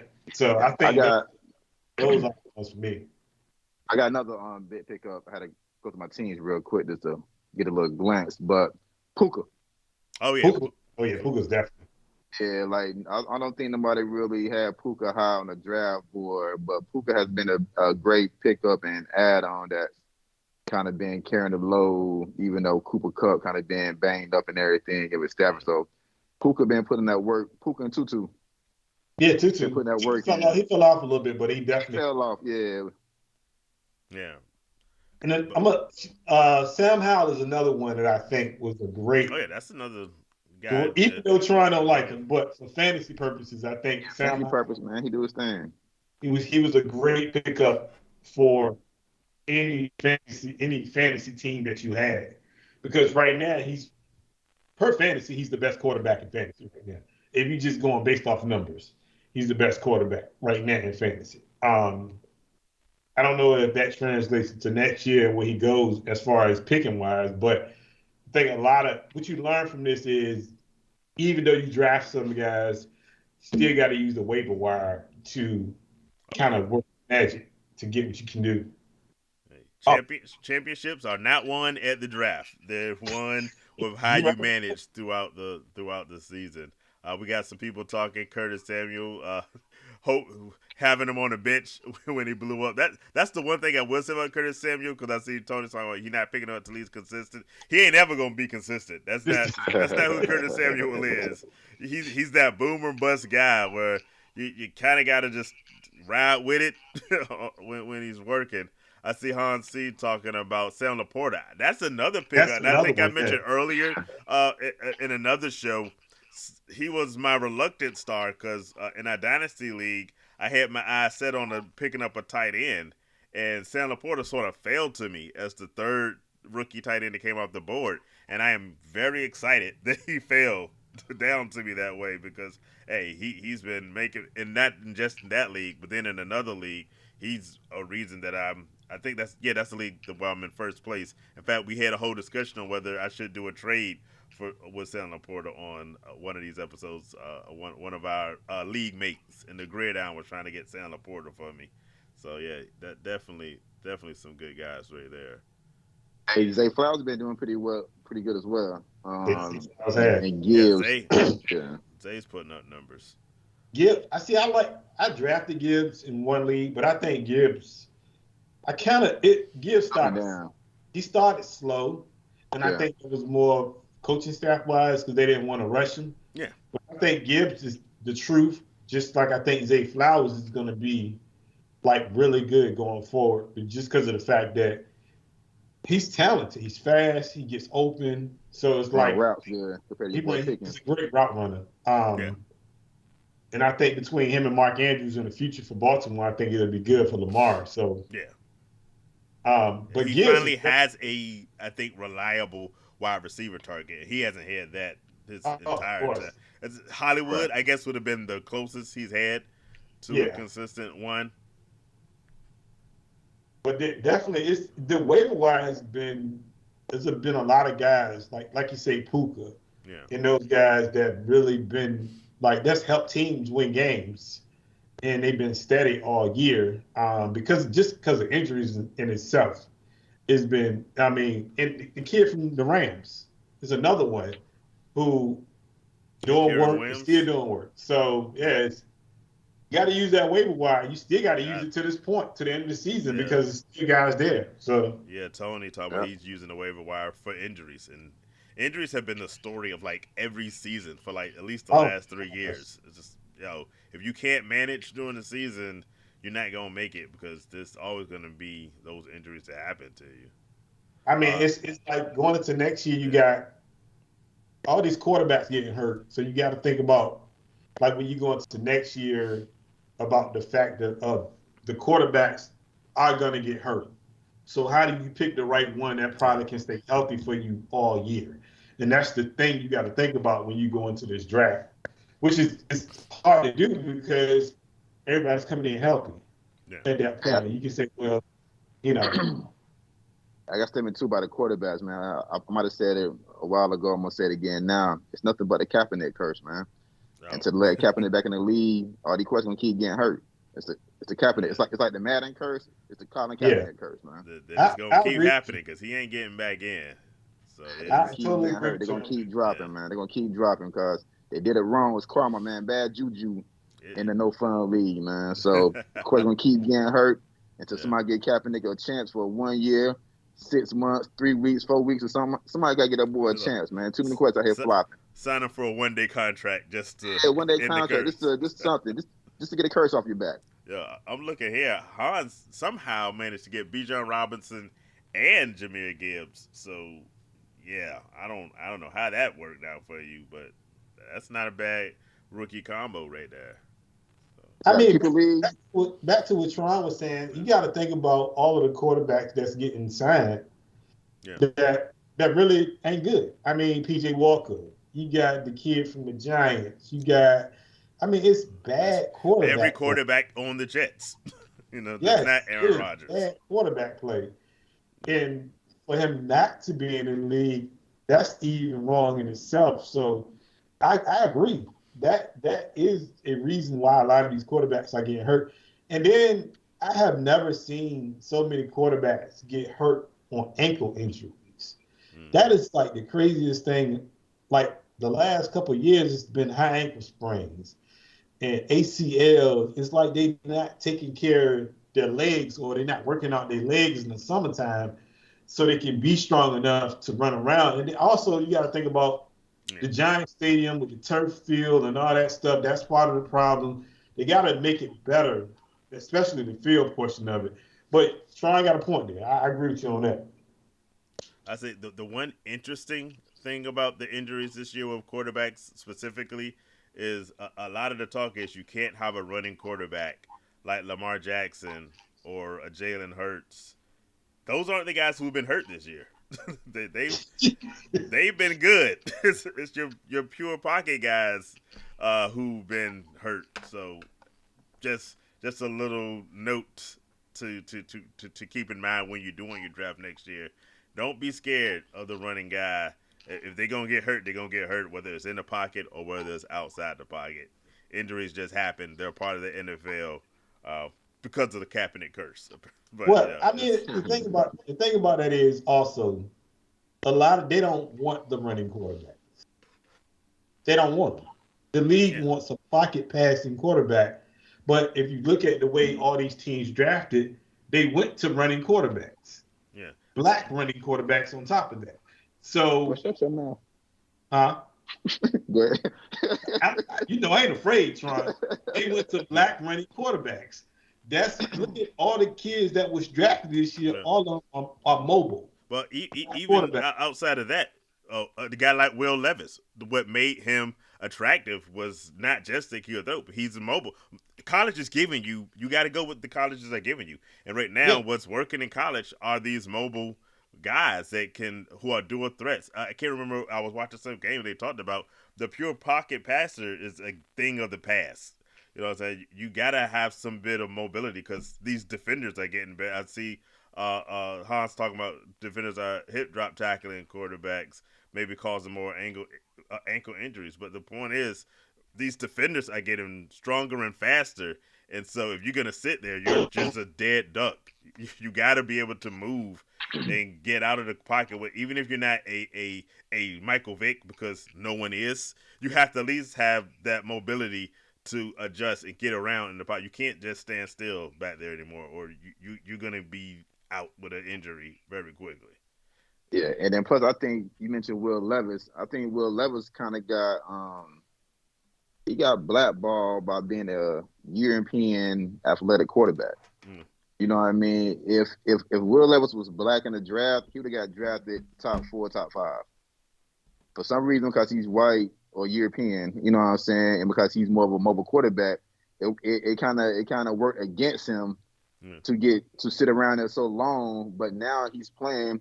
He's gonna. I mean, between Will and maybe Stroud, be like one of the best 2 quarterbacks at that class. I mean, at that draft, you give Will a couple more years. Yeah, he's gonna be a dog, nice. But he got blackballed because he was more mobile.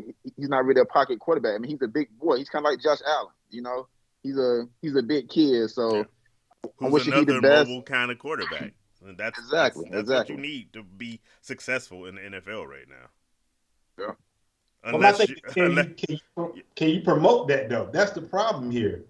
Is do they really want to promote that type of quarterback? Because at the end of the day, they're going to promote whatever quarterback they want to promote. But if the league is trending towards the mobile quarterback, they have to promote that because obviously, yes, you're going to promote the Mahomes of the world, yes, but you got to promote also the Lamar Jacksons of the world because that's what you're getting now. Half the league is mobile quarterbacks. Yeah, but at the same time when you say that, kind of side note, man, you know, NFL kind of like a modern day slavery type thing. You know what I mean? So you got a lot of these owners, you know what I mean, who's European and everything, and they more stuck on the pocket quarterback. Because I mean, same thing we say with Carolina. I mean, Tampa one of that pocket. Bryce Young, he's mobile, but he's not that mobile. You know what I mean? So he's more of a pocket quarterback. But if the coordinators and teams want more of a mobile quarterback, the owners got to be in the same boat as the coordinators as well. Yeah. Well, like I said, I just don't think it's anything you go. Even a guy like a Bryce Young or Patrick Mahomes, they're not Lamar Jackson, but they can run when you need to, and that's really all you need. You have to be able to choose your battles. Like another guy like Russell Wilson. Now that he's back to being good again, I mistakenly thought he was a bad play this past week because of the Cleveland defense, but that's another story, another day. But Russell Hey, but Wilson the was more that never he a ran big, last week, yeah, the more he yeah, ran last week, the more he looked good. yeah. But Russell Wilson is not a very mobile quarterback. He's more of a pocket guy, but he can choose his spots. He knows when he can use his legs, and he does it successfully, like he just did last week. So they're gonna have to promote it because that's all they're gonna get. You know what I'm saying? Except for your guy Brock Purdy, but I mean, I don't think he's a mobile quarterback. I think he's in a system. Yeah. No, he's not a mobile quarterback. That's what I'm saying. He's one of the few guys who are being successful now without being that. Either you'll get a quarterback that fits your system, or you'll get a quarterback that's mobile that makes your system better. Yeah. And most of the teams are going for the quarterback that makes the system better, but don't fit the system. Because you're not going to find a quarterback that fits your system all the time because you need the other pieces around to make it better. Yeah. Now, most of the times, prime example is a C.J. Stroud. C.J. Stroud is playing with a bunch of first and second year receivers who he's making better at the end of the day because of his athletic ability and the fact that he can throw the ball down the field because he's not standing in the pocket. Yeah. He's moving around. That's going to be leading to success. So, plus he's in the dome. I see another C.J. Stroud as the vote. He plays in the dome. Tank Dell, and Nico in that dome. You know what I'm saying? So this is the open season out there. Yeah, I agree with you. That is definitely. I mean, that's when Deshaun Watson was at his best in the dome. Exactly. Yeah. So I mean, as long as C.J. Stroud playing in Houston in the dome, C.J. Stroud always going to be good. Not saying he's not going to be good any other place. I just think he's best suited there, and he's going to look good regardless. So it really don't matter. So I agree with you, Tron, and I think that's the route, but they don't want to promote it at the end of the day. The owners don't want that because they can't sell it, and that's the problem. They can't sell what Tony's saying is as long as they pack the stadiums, then the owners be okay with it because that's the thing. And I think I'm gonna disagree with the fact that I think you can sell it if you win, and that's the key. You gotta have that guy there, and you have to win. When you win, that brings people in. That's the cure all for everything. No matter who your quarterback is, you gotta win games. That's what it ultimately comes down to. And hey, C.J. Stroud is winning. He might have that team in the playoffs. If they do y'all think C.J. Stroud is in the MVP conversation? I see he's been in all the chat tonight with people saying. I think I would say he won't win it, but I feel like he should get some type of be noted. Rookie of the year. He's definitely rookie of the year, I think. No, rookie of the year, obviously, but he should be noted in that conversation for MVP because he took a team that wasn't supposed to win. Yeah. They weren't supposed to win. Like, they don't have the talent that most of these other teams have. So at the end of the day, he literally is winning off the strength of his ability to play football. Y'all realize that they said C.J. Stroud, this whole test thing became an issue. Yeah, he scored in the teens, bro. Yeah. He scored in the teens, and they said the boy couldn't read a playbook. But as he said, he's not a test taker. He's a quarterback. He's a quarterback. Yeah. So now, like, going forward, is that test going to matter anymore? Because C.J. Stroud obviously don't need the test, and he can read a playbook. Oh, so it's going to be the thing. You can go with that for standardized testing across the board. It's only a metric that can be used to sort of characterize it, but it's not the end-all, be-all. So they'll still use it, just like they still use the SAT and the ACT, but it's not a indicator of your future success. Just another tool they use. Yeah. Another tool they use to try to keep us down, man. This is another method, man. You know what I mean? This is another obstacle that we got to jump and cross just to get to the water, man. So, but you don't think that changes just slightly because of what C.J. Stroud is doing? No, not even a little bit. They're bringing up that same test, but yeah. I think it'll be maybe somebody else will open their eyes and realize not to rely solely on that. But I don't think it's going to that Wonderlic test ain't going nowhere.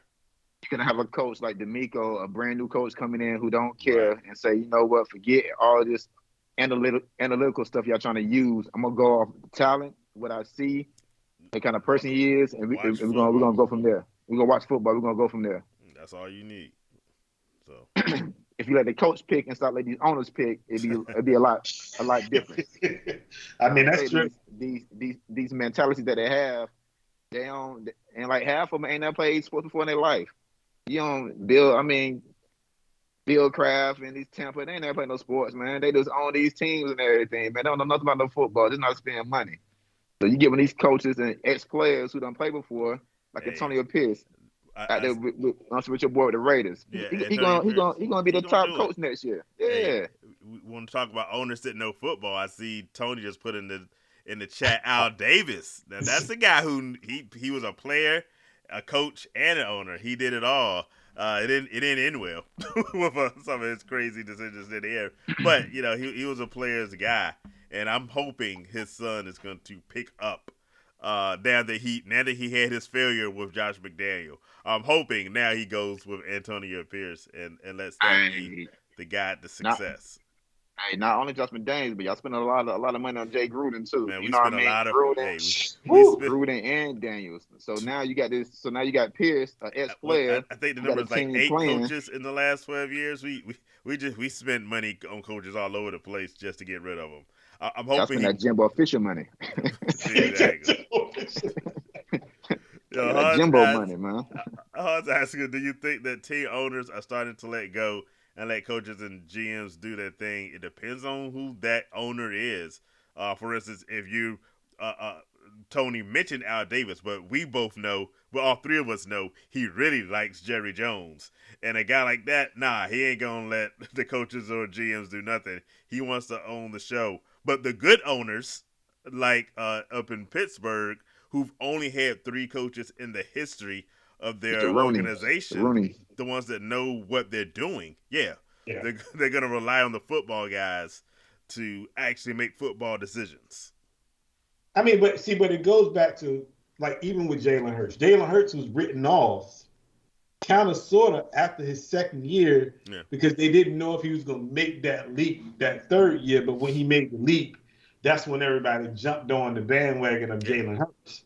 Now, they wrote Jalen Hurts off quick with no problem, saying that he's not accurate, he can't throw the football, all he can do is run. But now, if you're looking at him, they love Jalen Hurts. They promote Jalen Hurts. Because they're winning. Because they're winning games. Yeah.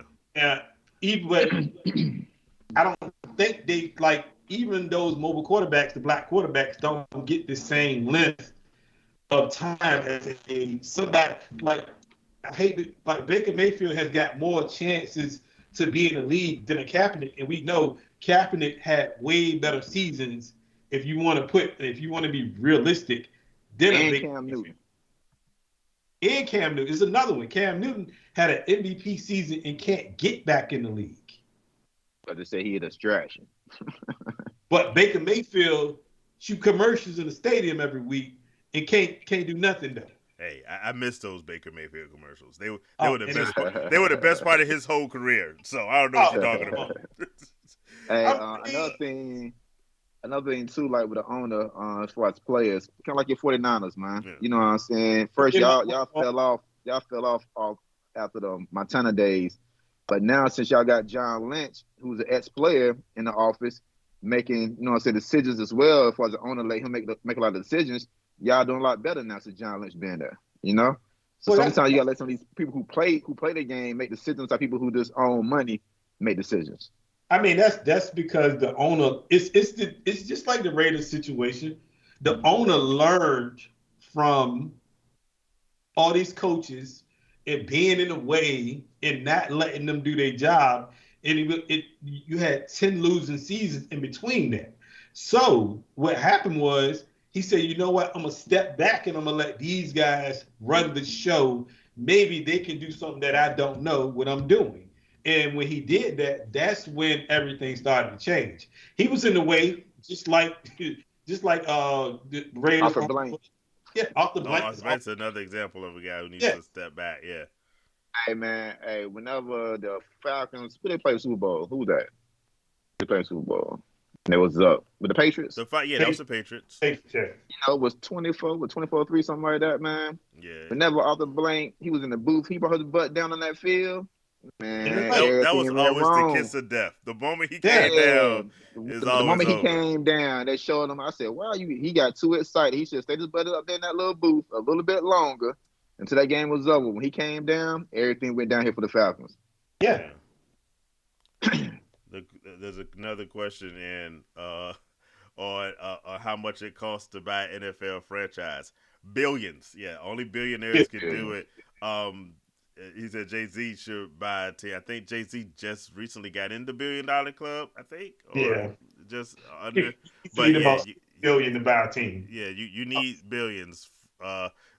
This is not football.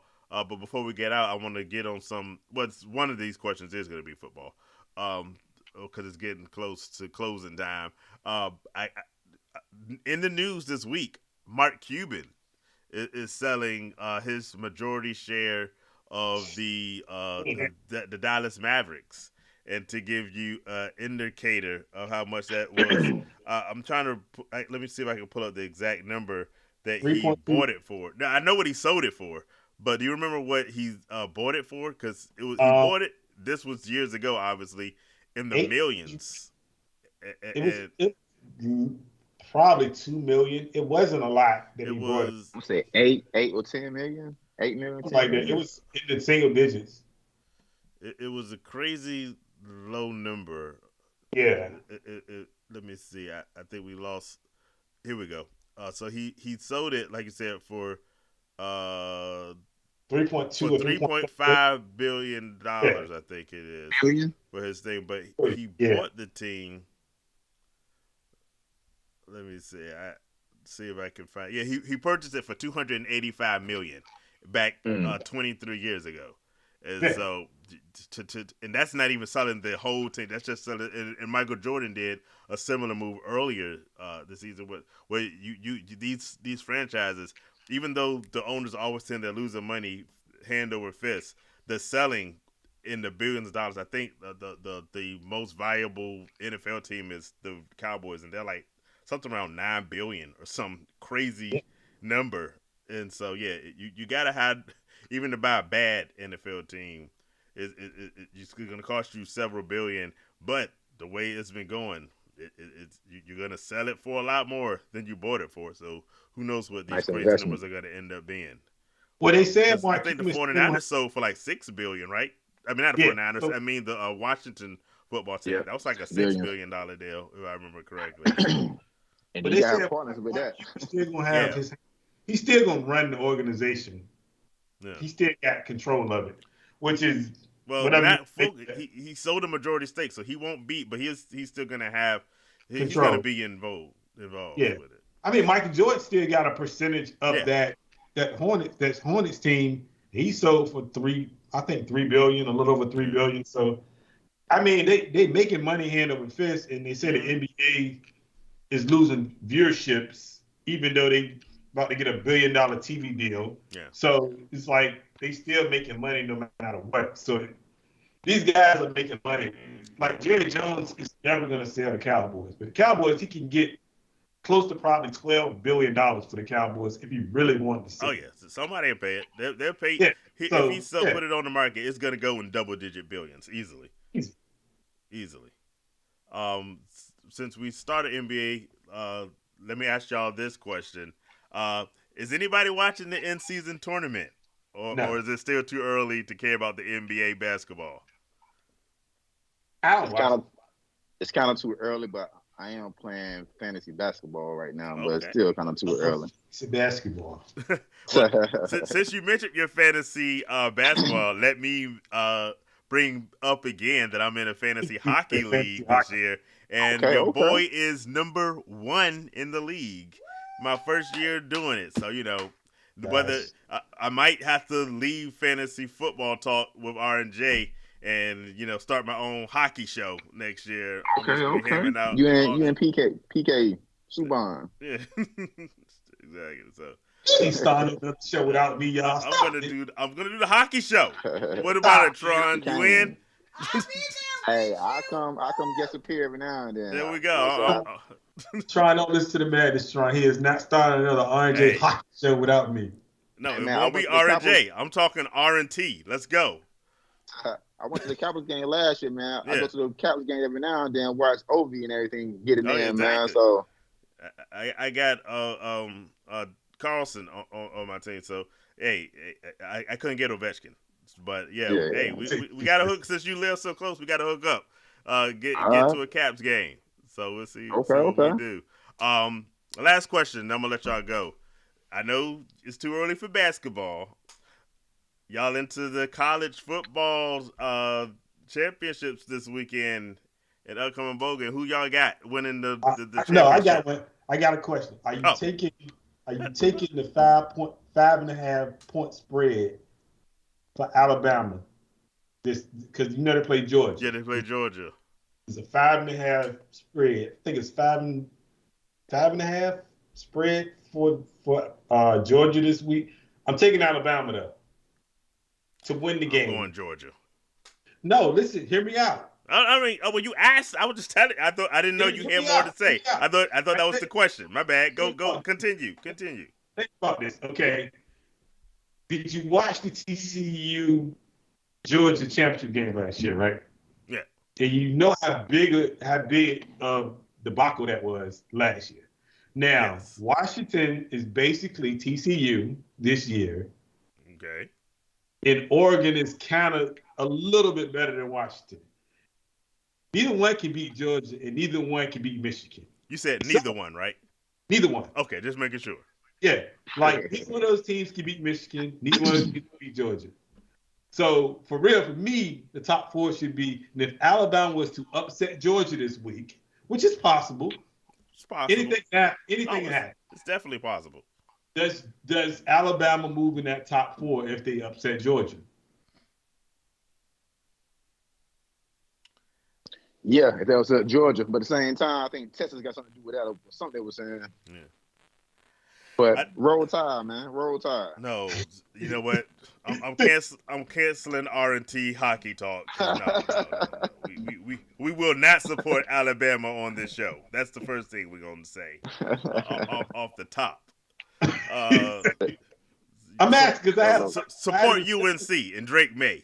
You can do that. Look, I had a discussion with somebody, and I asked them, does Alabama move in that top four? If they beat Georgia, it's going to be hard to argue keeping them out, but I'm hoping they don't do it unless they're going to drop Georgia. I don't want two SEC teams in. Well, you don't drop Georgia. Yeah, and that's what I'm saying. If they do, I mean, Oregon and Washington play this week, so one of them are going to lose. So one of them are going to drop out. So you're going to lose one of those teams. So if they beat, just say Oregon beats Washington, Oregon stays in there, and you bring in, it'll be Oregon and Florida State lose this week. Florida State not happening either. Why not? They lost their quarterback. They lost their quarterback before. The four is going to be the winner of, I'd say, Georgia, Alabama, which should, for me, definitely be Georgia. Florida State, whoever comes out the Pac-12 in Michigan. That's it. That's why I say I don't want to see two SEC teams in there. Whoever wins the SEC championship should get the nod. It's about should Michigan be in there if they got caught cheating? If you ain't cheating, you ain't trying. You know what I'm saying? Get out of here. Hey, but that's a little too much cheating. You know what I'm saying? You got the whole man on the sideline dressed up and everything. Did the Patriots win the Super Bowl? That's all I gotta ask. Did they take green from the Patriots? There you go. The Patriots won the Super Bowl cheating. Michigan's gonna probably be in the championship game, and I think win cheating. Cheating works, baby. I'm all in. So you think if they make it to the championship game against Georgia, they beating Georgia? That's the question mark. I don't know. I hate. I went to look. I'm wearing the shirt right now. I went to Georgia Tech. I hate Georgia with every ounce of my being. Yeah, no. But it's I don't really right now see Georgia losing a game. my honest opinion. I think Michigan probably has the best chance of beating them, with or without Jim Harbaugh there. So if you ask me, Georgia wins this week against Alabama. Georgia wins the championship, but I'm gonna be rooting for Michigan to win because I don't want to see. I hate the SEC. That's the other thing. I don't like them. I don't know. I'm saying Georgia, Michigan, Florida State, Alabama. Those are your 4 teams. That's what I'm going with. I'm tired. It could happen though, but not happening. Who you got in your 4, Tron? So I got Florida State, Alabama, Texas, and Michigan. Wow. I will allow that because you only use one SEC team, so that's what's up. Wow. Okay. I ain't mad at it. I ain't mad at that. Not mad at that at all. I would take that. I'll take that. I just think if Alabama win this week, I think they belong. They're not winning this week. That's the first thing. Okay. It's only a 5-point spread. I know. It's gonna be a good game, but I'm still gonna go off the fact of quarterback is gonna make the difference. That he's gotten better. Did you see this? The quarterback for Alabama saying, "Give me the Heisman." I'm like, get out of here. You're not that good. And I mean, he's not really that good, but he's gotten better. He's gotten better over the. He's gotten better than what he started off this season being. I give him that, but he's talking Heisman. It's like, that deep Georgia defense is. They're not. I would be surprised a little bit, not a lot surprised, but a little surprised if Georgia loses to Alabama. I think Georgia's a better team, top to bottom. How long Bo Nick's been in college? 40 years. Right. Yo, Bo Nick's been in college for a long time, bro. Jeez. Yeah. With the COVID thing, everybody's got these extra years. So yeah, he's been in there for a minute. So, he's a grown man. He's been in college ever. Him and the quarterback at Notre Dame. Yeah. Like, he's almost as old as the coach. So exactly. It's crazy, but that's terrible. Okay. At any rate, that's it for the night. So thanks everybody for being part of the show. I see. If you haven't, by the way, surprised none of us said it. So if you haven't already done so, hit the subscribe button. Tell your friends to come back. We'll be back here again next Wednesday. I don't know if the champ's going to join us again, but if not, it's been great having you. And as we said before, you're welcome anytime. You're available to be on the show. All right. Thank you guys for having me. That goes out to the third man, who I know is working hard on his dissertation. So good luck to him out there, Shaq.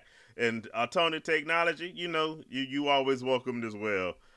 So we'll get your computer straight though. But thanks everybody for being part of the show. We look forward to having y'all again. It's good to be back. And best of luck to everybody this week with your rosters and the next 2 weeks. Let us know if you're making the playoffs. I wish you the best. And peace out. Peace.